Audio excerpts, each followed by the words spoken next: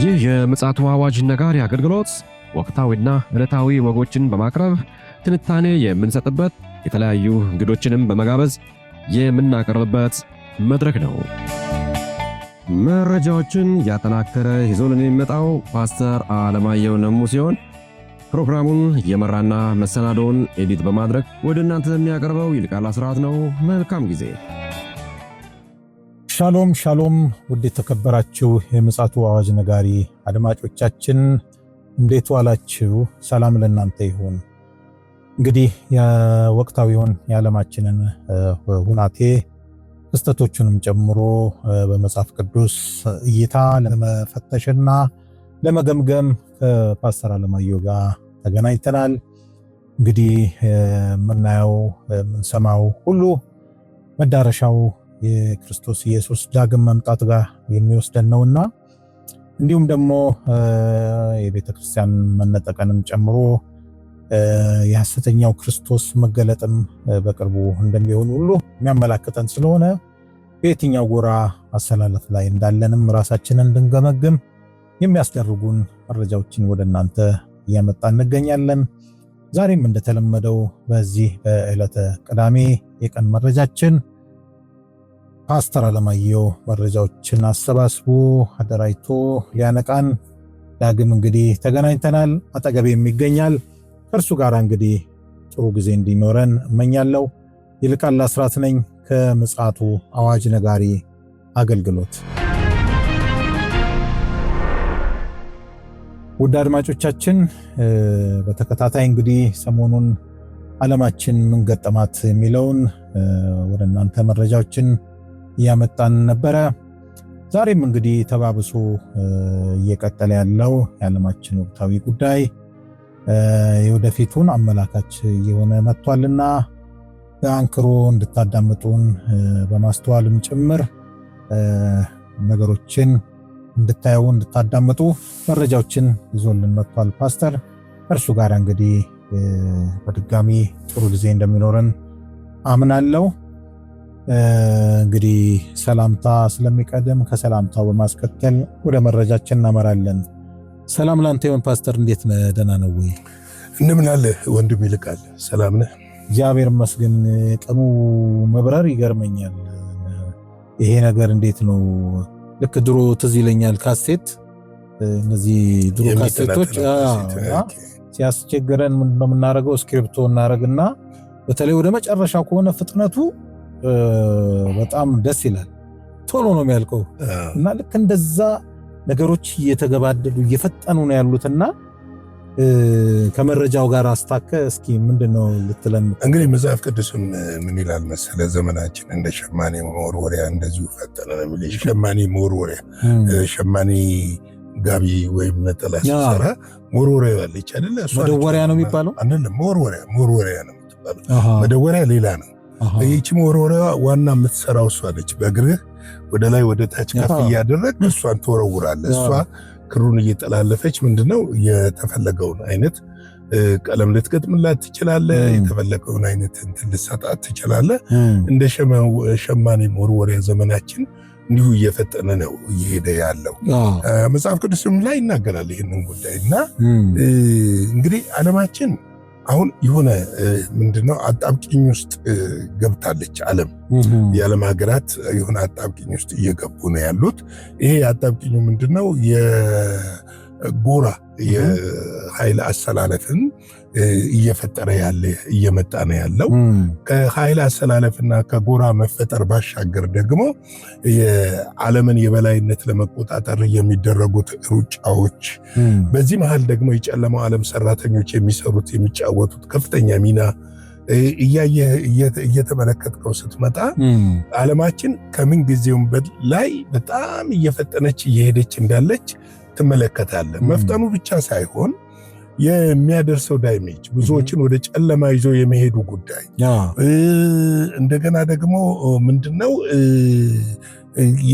ከዚህ በኋላ ዓለም ላይ ሰላምን እንድትናፍቅ የሚያደርጉ ነገሮች መፈጠራቸውን የሚያመለክቱ ጉዳዮች እጅግ እየሰፉ ነው የመጡት። እንግዲህ ከኃይል አሰላለፉ ጀርባ ስትመለከት ራሽያ እና ቻይና፣ ሰሜን ኮሪያ በአንድ ጎራ የተሰለፉ ሲሆኑ ከነዚህም ጋር ቱርክም አለችበትም የለችበትም። አሁን ቱርክ ምንድነው ሁለት ሚና ነው የምትጫወተው። አንደኛ ከጎራው ጋር ያለችበት ይመስላል፣ ሁለተኛው ደግሞ ከጎራው ውጭም የሆነች ይመስላል ከአውሮፓውያን ጋር ኔቶ ውስጥ አባል ስለሆነች። ይሄ ብቻ ሳይሆን በዓለማችን ላይ በየጊዜው የሰው ልጅ ሊያወድሙ የሚችሉ ዘመናዊ የጦር መሳሪያዎች እየተፈበረኩ መምጣታቸውና በዚህም ዘርፍ ደግሞ ያለው ሽቅድምድም ዓለምን ይዞት ወደ ጥፋት የሚሄድ ነገር እየሆነ ነው ያለው፣ እየጎላ ነው ያለው። ለምን አሁን መሳሪያዎቻቸውን ሲፈትሹ ያንዳንዶቹ አሮጌ እየሆነው መጥቷል። አሁን ለምሳሌ ፓትሪዮት ሚሳኤል አልፎ የሚሄዱ የኤሌክትሮኒክስ ሚሳኤሎች ወይም ደግሞ ሱፐርሶኒክ ሚሳኤሎች፣ ቦሊስቲክ ሚሳኤሎች፣ ድሮኖች እየተመረቱ ነው እየመጡ ያሉት እና እነሱም ሊያቆሙት አልቻሉ። ልክ ነው፣ እነሱም ሊያቆሙት አልቻሉ። ይህንን ስታይ ምንድነው ይሄ ሁሉ እሽቅድምድም? እሽቅድምድም እኮ የሆነ የተሻለ መኪና፣ የተሻለ አውሮፕላን፣ የተሻለ የእርሻ መሳሪያ፣ የተሻለ መድኃኒት እየተመረተ እኮ አይደለም። የተሻለ የማጥፋት አቅም ልብ ብለህ አስተውላል። የተሻለ የማጥፋት አቅም ማጥፋት የሚችል የሰው ልጅ ንብረትን ታሳቢነቱ እዛ ላይ ጎላ ያለ እዛ ላይ የወጣ ነው ያለ። ገርማል። አሁን የጦር መርከቦች እጅግ በረቀቀ ሁኔታ እየተፈጠሩ ነው ያሉት። የጦር መርከቦች አሁን ኦልድ ስታይል የሆኑ የጦር መርከቦች በቀጥታ ምን እየሆኑ ነው? እየተወገዱ ነው ያሉት፣ ፍጥነት አልባዎቹ። እና እንደውም ባለፈው ዶናልድ ትራምፕ ራሳቸው የኢራንን የሚገርም የኢራን ፈጣን የጦር ጀልባዎችን አድንቀዋል። ፈጣን የጦር ጀልባዎችን አድንቀዋል አይደለ? ቴክኖሎጂውን አድንቀዋል። እንግዲህ ይሄ ደግሞ የሚደረገው በሁለት ሀገሮች ብቻ አይደለም። የተለያዩ ሀገሮች ዘመናዊ የጦር መሳሪያ ለማምረት ከፍተኛ የሆነ እሽቅድምድም ውስጥ ገብተዋል። ለምንድነው ስትል መጨረሻው ላይ ስለደረስን ነው።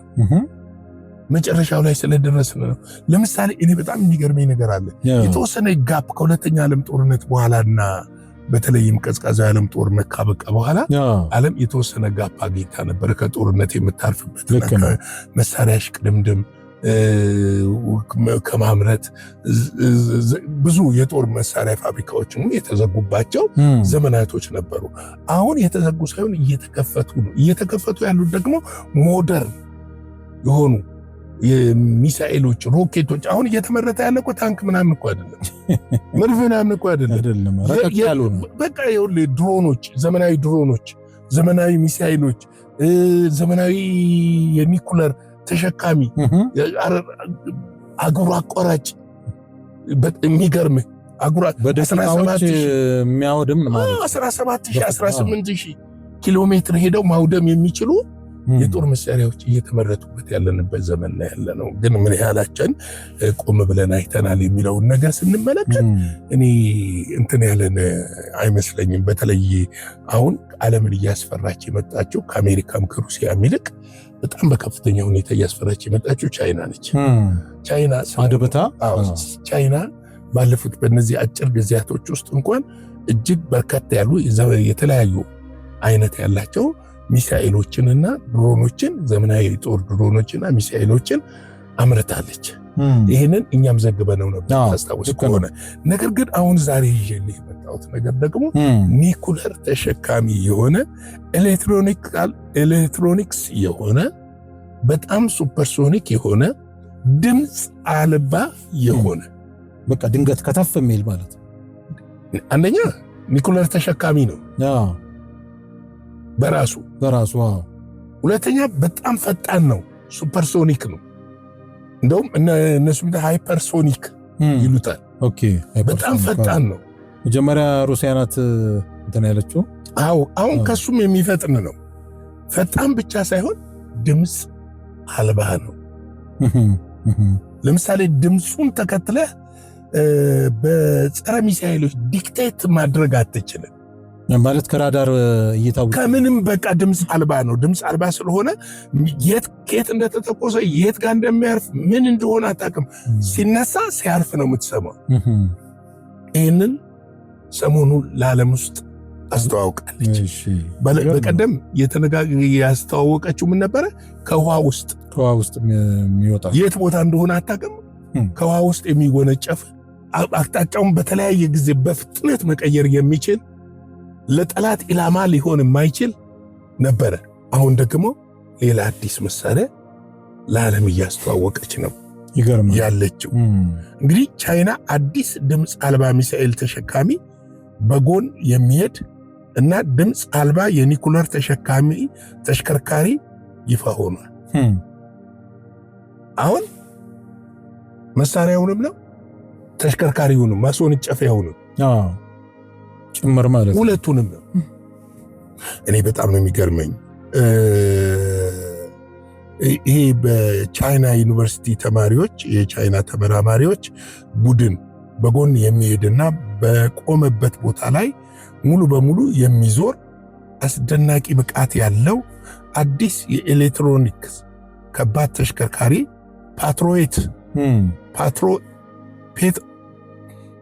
ፕሮቶታይፕ ይፋ አድርገዋል።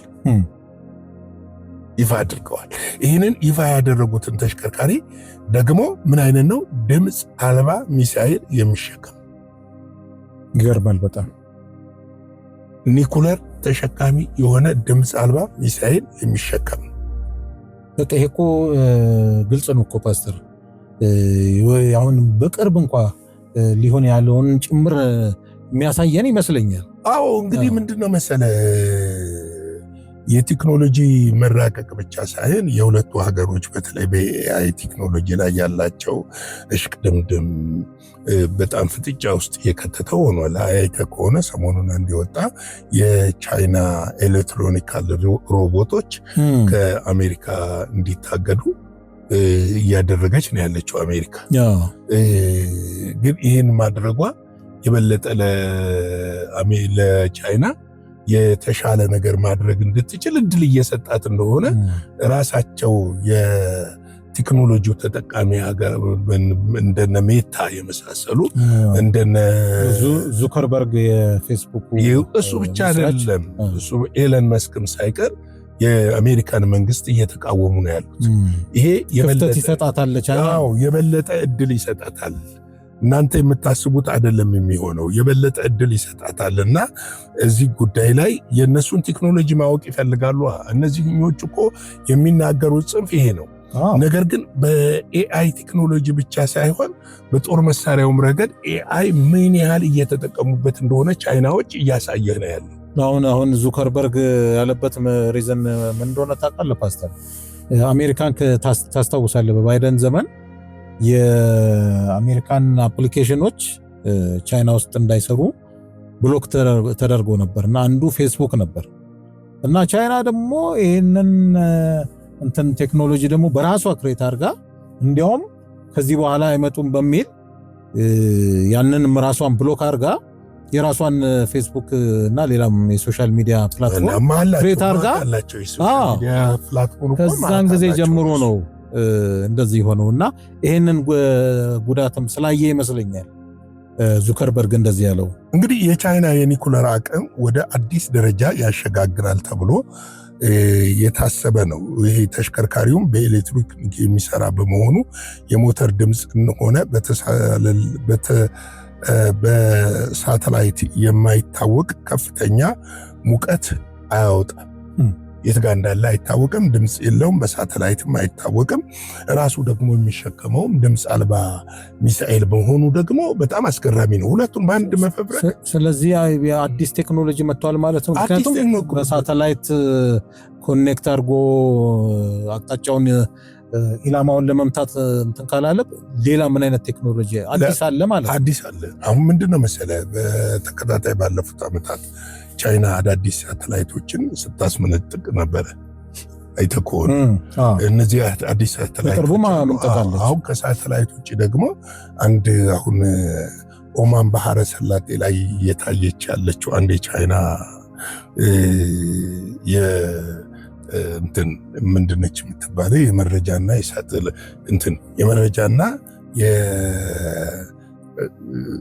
ማለት እነዚህ የስለላ ያው የመረጃና የስለላ መርከብ እጅግ ዘመናዊ ቴክኖሎጂ የታጠቀች ነች እቺ መርከብ። ይሄ ቴክኖሎጂ ያላቸው እንደገና ደግሞ አዳዲስ የሳተላይት ዲቴክት የማይደረጉ ነገር ግን የራሳቸውን ነገሮች ብቻ ሊያስፈጽሙበት የሚችሉ ይህንን አስመንጥቃለች። በእርግጥ እሷ ብቻ አይደለችም። ሩሲያም ባለፈው ዓመት አንድ ሳተላይት አዲስ ዘመናዊ ሳተላይት አስመንጥቃለች።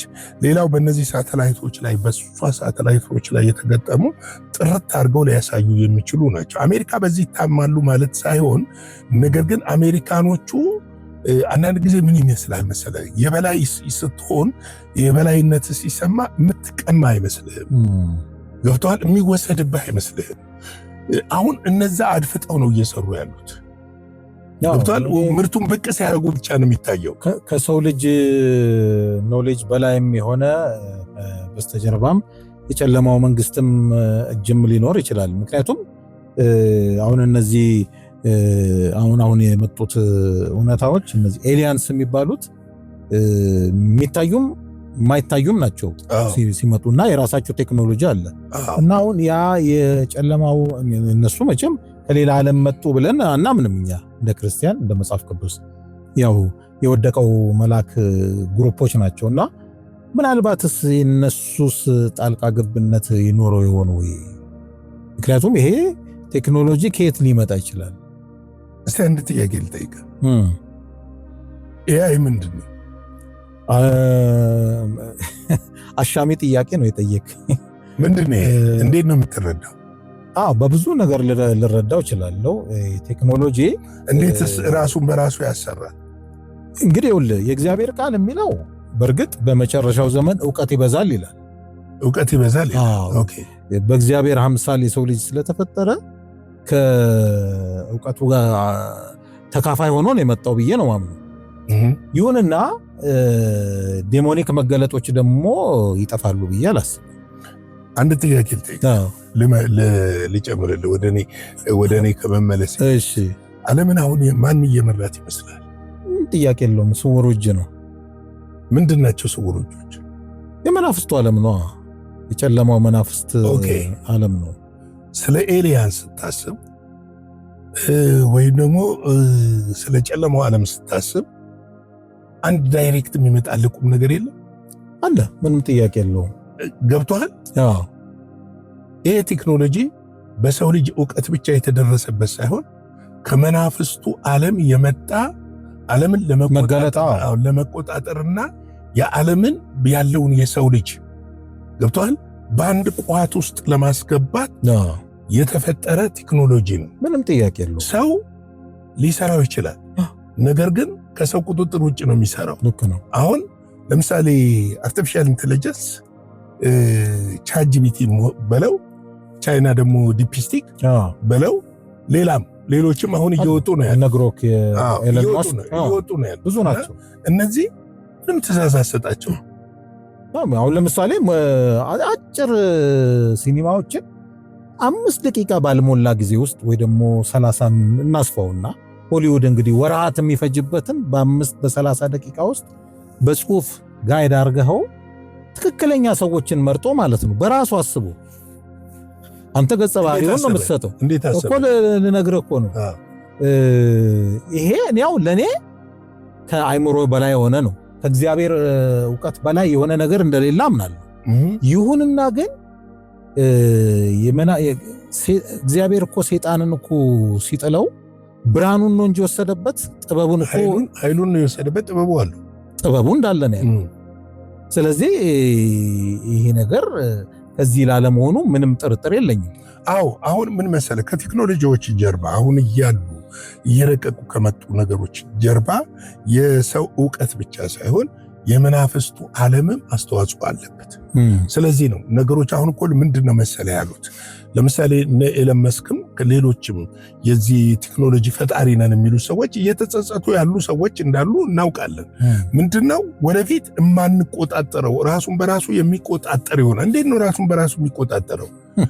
እንዴት ቁልፍ አይኖረው መቆለፍ አይኖረው ስትል ስፒሪት ድራይቭ ያደርገዋል። ምንም ጥያቄ የለም። ይሄ ነው ትልቁ አሁን እዛ ደረጃ እንዳይደረስ እየተፈራ ነው። ይሄ ሱፐር ኤአይ የሚባለው ገብቷል። ሱፐር ኤአይ ላይ ከተደረሰ ቢሊዮኖች አይምሮ ማለት ነው ዓለምን ማውደም የሚቻልበት መንገድ እየተፈጠረ ነው ያለው የሚለው ነው። እና የዚህ የቻይና ቴክኖሎጂ ከሚያስገርምህ አንዱ ምንድነው ይህም ከተቃራኒ ኃይሎች የራዳርና የሳተላይት ቅኝት ሙሉ በሙሉ እንዲሸሸግና ጥቃትን እንዲቋቋም ያደርገዋል። በምህንድስናው በኩል የተለመደውን የመኪና አክሰስና ግሪቦክስ በማስቀረት እያንዳንዱ ጎማ በራሱ ገለልተኛ ኤሌክትሪክ ሞተርና መሪ የሚንቀሳቀስ ቴክኖሎጂ ተገጥሞለታል። ይሄ በጣም የሚገርም ነው የሚልህ። እንግዲህ ይሄ ብቻ አይደለም የሚነግርህ እኮ በተጨማሪ የተሽከርካሪው ርዝመትና የጎማው ብዛት እንደ ሸክሙ መጠን ማስተካከል የሚችል በመሆኑ ሚሳኤሉ ከሚሸከመው ባለፈ ለታላላቅ የጠፈር ሮኬቶችና ለከባድ ኢንዱስትሪ ዕቃዎች ማጓጓዣነት ያገለግላል። የጂኦፖለቲካ እንድምታው ቻይና ይህንን የላቀ ቴክኖሎጂ ለኒኩለር ጦር ኃይል የምትጠቀምበት ከሆነ የኒኩለር ሚሳኤሎች በቀድሞ ጥቃት የሚደመሰሱ እድላቸው በእጅጉ የሚቀንስና የሀገሪቱን የኒኩለር የመከላከያ አቅም አድጎ የወታደራዊ የበላይነትን እንድትይዝ ያደርጋታል፣ ያስጨብጣታል። ይሄ ነው እንግዲህ እና ስለዚህ ቅድም እንግዲህ እንዳነሳ ነው በዓለም ላይ የሚደረጉ ነገሮች አሁን እየፈጠኑ እየመጡ ነው። አሁን ምንድነው መሰለህ እንደው የግድ ምንድነው ምን ካላሏት ምን አይገባትም ነው የሚባለው። እንዳይሆንብን እፈራለሁ እንጂ አሁን በግልጽ ዓለም እየነገረን ነው ያለው። አሁን በግልጽ ሰዎች እየነገሩን ነው ያለው። አሁን በግልጽ እግዚአብሔር እየነገረን ነው ያለው። ዓለም አፍ አውጥታ እየነገረችን ነው ያለው።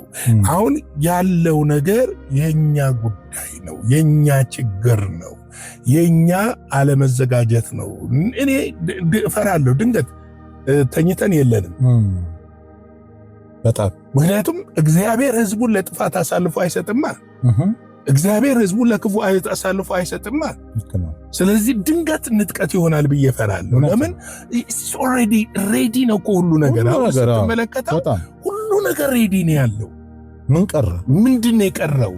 ወንጌል እንደሆነ በዓለም ዙሪያ እየተሰራጨ ነው እና መቅደስ እኮ በ2-3 ሳምንት ውስጥ ቢውልድ ያደርጉታል እነሱ በቴክኖሎጂ ያደርጉታል። ድንገት ቢውልድ ሲደረግ የለንም እኛ። ስለዚህ እንንቃ እንሰጋ እችላለሁ። የጌታ ጸጋ ሰላም ቸርነት ለእናንተ ከሁላችን ጋር ይሁን። ምሽት 12 ሰዓት ላይ ሌሎችን ጋብዛችሁ አብረን እንሆን እላለሁ። የቀጥታ ስርጭት ፕሮግራም አለን። እዚህ ፕሮግራም ላይ ደግሞ ሌሎችን እየጋበዛችሁ ላይክ፣ ሼር፣ ሰብስክራይብ አድርጉ። አንድ ነገር ላሳስባችሁ፣ ኮሜንት አድርጉ። እስቲ ሐሳባችሁን ስጡ። እስቲ ላይክ አድርጉ፣ አጋሩ። እስቲ በዚህ ደግሞ እስቲ ከጎናችን ቁሙ እላለሁ። ሻሎም። ጌታ ኢየሱስ አብስቶ ይባርክ። ፓስተር ከባድ የማንቂያ ደወል ነው የደወልክልን። እንግዲህ የተዘጋጀ ሊነጠቅ ነው ይላል ወንድማችን ብስራት። ካልተዘጋጀን ደግሞ አንነጠቅም እንደማለት ነውና ስለዚህ ድንገት ለሚሆነው ቤተክርስቲያን መነጠቅ ራሳችንን አዘጋጅተናል ወይ ነቅተናል ወይ የሚለው በጣም ቁልፍ ጥያቄ ነውና ይህንን ጥያቄ ለእናንተ በመተው እንግዲህ ውድ አድማጮቻችን የጊዜውን መረጃ ፓስተር አጋርቶናል። ስለዚህ ደጋግመን የምናሳስበው ጉዳይ ቢኖር ልባችን፣ አይምሯችን፣ መንፈሳችን ሁሉ ጊዜ ለክርስቶስ ኢየሱስ ዳግም መምጣት ንቁ መሆን አለበት የሚል አቋም አለን። ለዛም ነው እንግዲህ መረጃዎችን ወደ እናንተ እያደረሰን ያለነው። ስለዚህ ምላሻችሁ ደግሞ በጎ እንደሚሆን ተስፋ እናደርጋለን። ተልኳችንን በጊዜ እንፈጽም በማለት የዛሬውን የዕለተ ቅዳሜ የቀን መረጃችንን በዚህ እንቋጫለን። ፓስተር እንደነገረን ከምሽቱ 12 ሰዓት ላይ በቀጥታ ስርጭት እንገናኛለን። መልካም ጊዜ ይሁንላችሁ። ሻሎም። ለዛሬ ይዘን የመጣነው ወቅታዊ መረጃ ይህንን ይመስል ነበረ። በሌላ ጊዜ በሌላ መሰናዶ እስከምንገናኝ ሰላም ለእናንተ ይሁን።